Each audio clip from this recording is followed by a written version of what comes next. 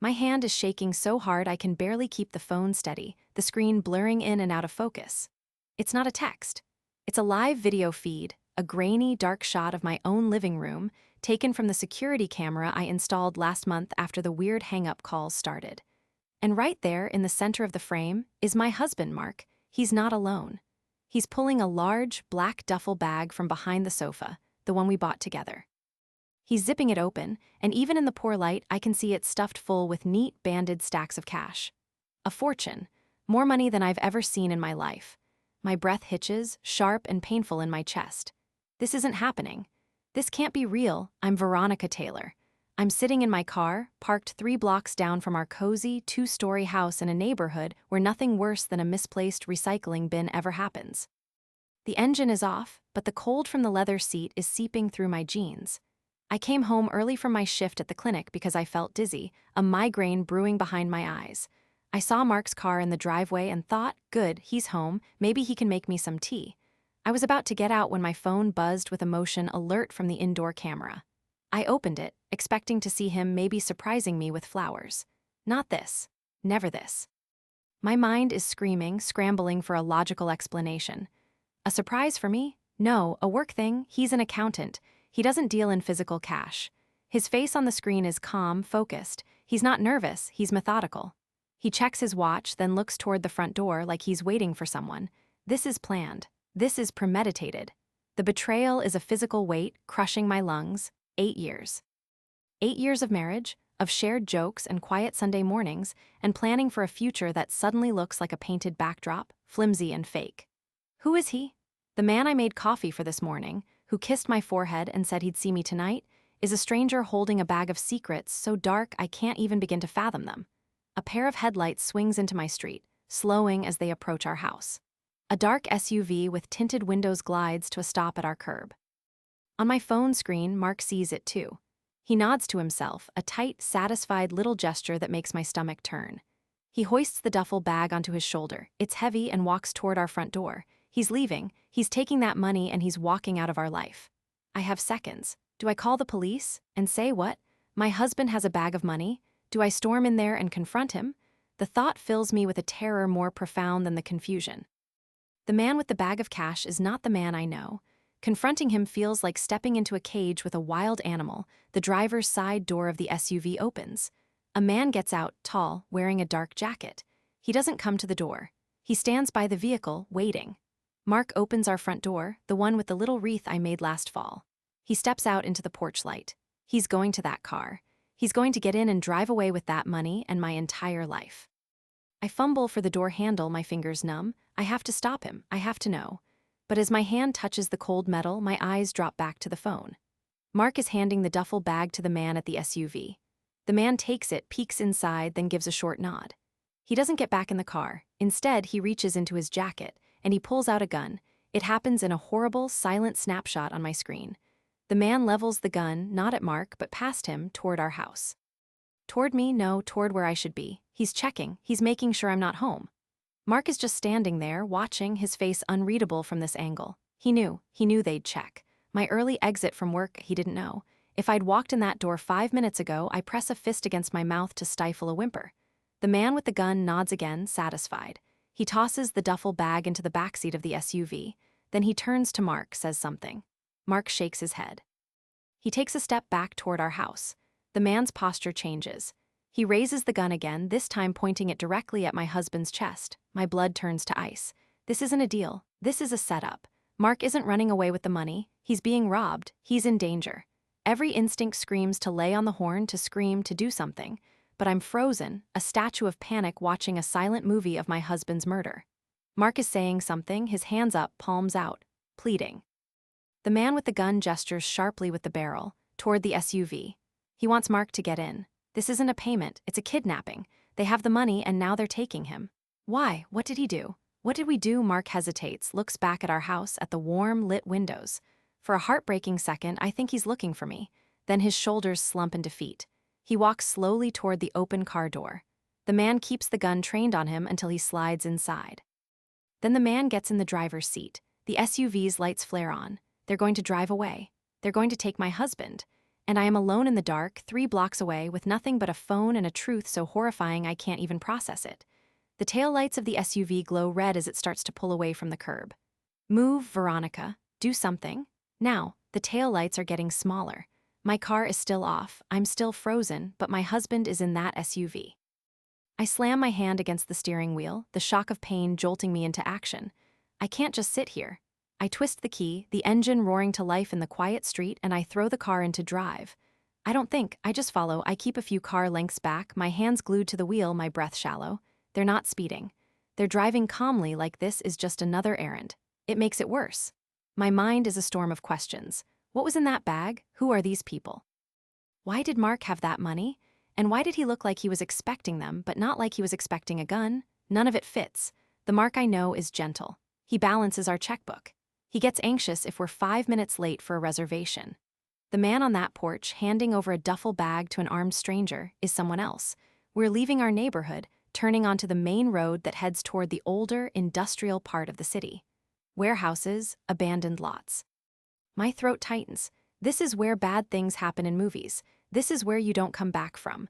I have my phone on my lap, the navigation off, just a blank screen. I should call 911, but what do I say? My husband voluntarily got into an SUV with a bag of cash, and now a man with a gun is driving him somewhere? It sounds insane. It sounds like he's involved. And if he is involved, what does that make me? The SUV signals and turns into a sprawling, mostly empty parking lot behind a derelict textile factory. It's poorly lit, with only one functioning security light casting long, distorted shadows. I drive past the entrance, my heart hammering against my ribs. I can't follow them in. They'd see me immediately. I take the next side street, kill my headlights, and park behind a dumpster that smells of rot and wet cardboard. I can see the parking lot from here. Through a gap in a chain-link fence, the SUV has stopped. The driver gets out first, the one with the gun. He opens the back passenger door. Mark gets out. He doesn't run. He stands there, his posture defeated, shoulders slumped.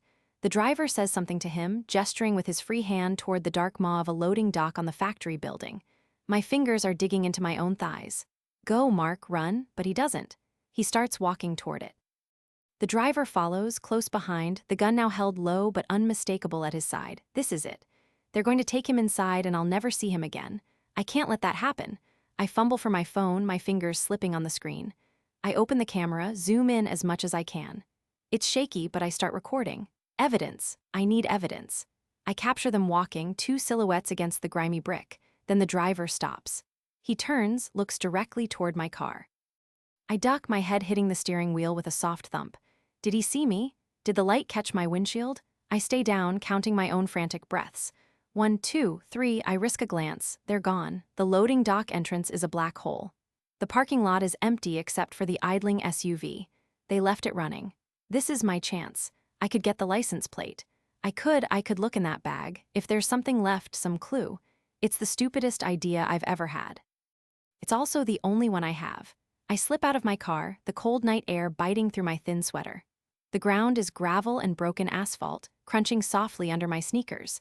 I move low, using the shadows, my eyes fixed on the SUV.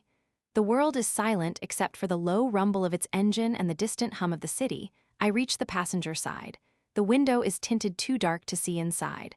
The back door is unlocked. Of course it is. They were in a hurry. I pull it open, the interior light flooding on, blinding me for a second. I crouch down, hiding the glow as much as I can. The black duffel bag is there on the floor. It's not fully zipped. With a trembling hand, I pull the zipper open the rest of the way. It's not just cash. The top layer is money, yes. But beneath it, wrapped in a soft cloth, is a small black velvet box. I lift it out. It's too light for jewelry. I flip the lid. Inside, nestled on the satin, is a USB drive. A plain, ordinary thumb drive, and paperclipped to it is a tiny, folded square of notepaper. I unfold it with numb fingers. It's Mark's handwriting. I'd know it anywhere. It's a list. Names, dates, dollar amounts. 6 figures, 7 figures. Next to some of the names are initials I don't recognize. Next to others, a single word, paid. At the bottom of the list circled is a name that stops my heart cold. Alistair Finch, my boss, the founder of the clinic where I work. The man who gave me my first big break. This isn't just money. This is a ledger, a payment record. For what? My mind races, connects dots that form a picture I don't want to see. The clinic, Finch, all that cash. Mark's access to financial records, he's done the taxes for several of Finch's other businesses. Oh God, Mark isn't just in trouble. He's been laundering money. For my boss, this is so much bigger than a robbery. This is a sound. A scuff of a shoe on concrete from the direction of the loading dock. I slam the box shut, shove it back into the duffel, and throw myself away from the SUV, scrambling on my hands and knees into the deeper shadow of a concrete pillar. I press my back against the cold, rough surface, trying to melt into it. My lungs are burning, screaming for air I'm too afraid to breathe. I hear voices. Mark's voice, strained, pleading. Just take it, it's all there, you have what you want. A deeper voice, the driver. It's not about the money, Mark, it's about the record. Finch can't have loose ends, you know that. You said if I handed it over we were square, you promised. The promise wasn't mine to keep. There's a muffled thump, a grunt of pain. My hands fly to my mouth. They're hurting him. They're inside and they're hurting him. The ledger in my mind, Finch's name circled a loose end. Mark is a loose end. I am a loose end. The realization is a splash of acid in my veins. This isn't a transaction gone wrong. This is a cleanup, and I am now part of the mess they need to clean up. I have to get out of here. I have to run, call the police, something, anything. But I can't leave him. I can't. I peer around the pillar. The driver is walking back out of the loading dock alone, dusting off his hands. He's alone. Where is Mark? The man heads straight for the SUV, his pace brisk, purposeful. He's coming right toward me. I have nowhere to go. The pillar hides me from one angle, but if he walks around to the driver's side, he'll see me crouched here like a frightened animal. My car is too far. I'm trapped. He opens the driver's door, the interior light flooding out again. He pauses, his head tilted. He's looking at the back seat, at the duffel bag. The zipper is different. I left it open wider than it was. He knows. He slowly turns, his gaze sweeping the parking lot. It lands on the concrete pillar. On the edge of my sneaker, visible in the dim light. He doesn't say a word. He just reaches into his jacket and pulls out the gun again. He starts walking toward me. He sees my shoe. The gun is in his hand and he's walking toward the concrete pillar, his steps slow and deliberate on the gravel. My mind blanks, wiped clean by a pure animal terror. I can't run. My car is too far. I can't fight. All I have is the phone clenched in my hand, still recording, the screen dark against my palm. Then a sound cuts through the thick silence, a weak, coughing groan from inside the loading dock. Mark, he's alive. The man with the gun hesitates, his head turning slightly toward the sound. It's just a split-second distraction, but it's enough. My body moves before my brain can catch up. I don't run toward my car. I run toward the loading dock, toward the dark, toward Mark. It's the last place he'd expect me to go. I dart out from behind the pillar, my legs pumping, gravel spraying under my feet. I hear a sharp curse behind me, the crunch of his steps turning to give chase. But I'm already plunging into the absolute blackness of the loading bay entrance. The stench of mildew and stale oil hits me. I can't see a thing. I stumble over something, my knee hitting concrete, pain shooting up my leg. I scramble forward on my hands and knees, blind. Mark, I hiss into the darkness, a desperate whisper. Mark, it's me. There's a shuffling sound to my left, a ragged intake of breath. Veronica. His voice is thin, choked with pain and disbelief. No, you can't be here. I crawl toward the sound, my hands brushing against his leg. I find his arm, his shoulder. He's on the ground, propped against a rusted metal drum. I can feel wetness on his shirt. You're hurt, I whisper, my voice trembling. You have to get out, he gasps, his hand closing around my wrist. His grip is weak. He'll kill you, he'll kill us both. He works for Finch. I know, I say, the words coming out in a rush. I saw the list, the USB drive, I know everything. He lets out a sob that's more air than sound. I'm so sorry, I was in too deep before I even knew what it was. He owns the clinic, Veronica, he owns everything. He said if I stopped, he'd ruin you, your career, he'd frame you. The betrayal isn't just the money. It's the reason. He did it for me, to protect me. The knowledge lands like a physical blow, sickening and sweet all at once. A flashlight beam cuts through the darkness, sweeping across the floor a dozen feet away.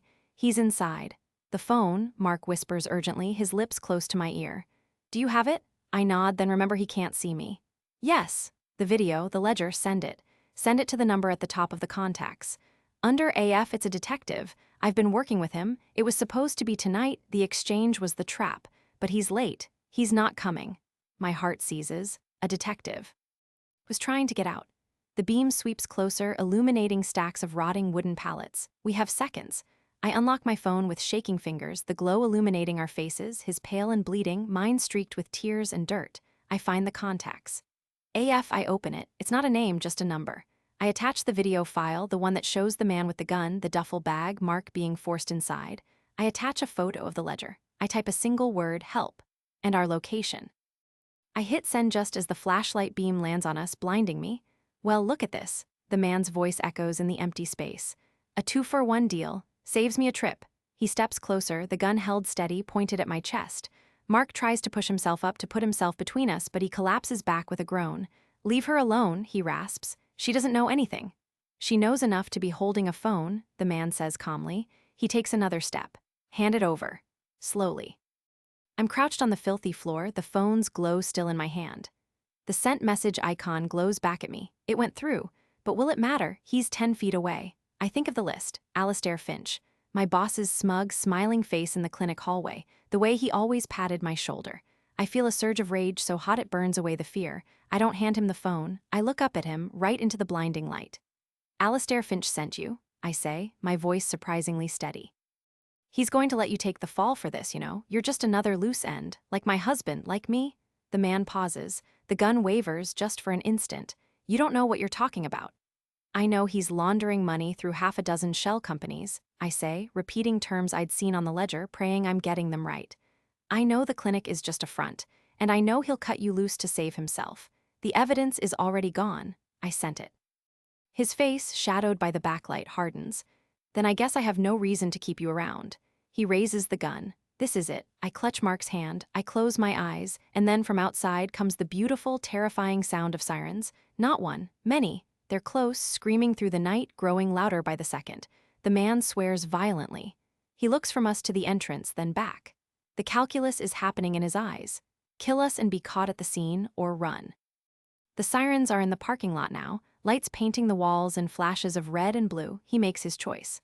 With one last furious look, he turns and bolts, disappearing back into the darkness toward a rear exit I can't see. I slump against Mark, the adrenaline draining out of me so fast I feel dizzy. You sent it, he breathes. I sent it. The loading dock floods with light as police cars skid to a halt outside, their headlights piercing the gloom. Voices shout, police. Hands where we can see them. In here, I call out, my voice cracking. We're in here, he's hurt. It becomes a blur of noise and light after that. Uniformed officers swarm in, cautious, then urgent when they see Mark on the ground. Paramedics follow. They lift him onto a stretcher. I won't let go of his hand. I ride with him in the back of the ambulance, holding a compress to the wound on his side, a shallow graze from a knife, they say. He'll be okay. He keeps saying he's sorry over and over until his voice gives out. At the hospital, after he's stitched up and resting under sedation, a detective finds me in the waiting room. Her name is Alvarez. She shows me her badge. She's the one I sent the message to. You have incredible timing, she says, her voice kind but tired. We've been building a case against Finch for 18 months. Your husband agreed to wear a wire, but his contact went dark tonight. We were moving in when your message hit. The other man, I ask, my voice hollow, in custody, he's talking, he wants a deal. She looks at me, really looks at me. You saved your husband's life tonight, and you might have just sunk a very nasty ship. They take my statement.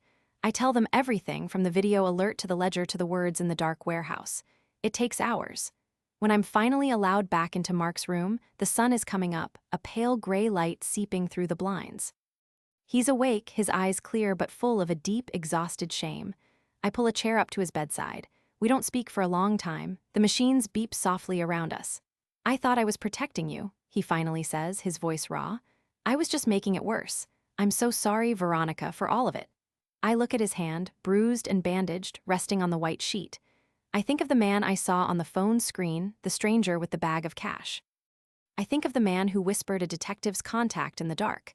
I think of the man who married me 8 years ago. They're all the same person, broken and trying, in way over his head. I know, I say, and I do. The betrayal is a canyon between us, and I don't know if we can ever build a bridge across it. But the blind terror is gone. The not knowing is over. The detective said the clinic will be seized. My job is gone. Our house might be part of the investigation. Everything is uncertain. But we are alive. The secret is out, and it can't hurt us from the shadows anymore. I take his hand. It's not forgiveness. Not yet, it's just a touch. A point of contact in the wreckage. Outside the hospital window, the city wakes up, ordinary and unaware. Our old life is over. But for the first time since I saw that video feed, I can take a breath that doesn't feel like it's made of shattered glass. We start from here.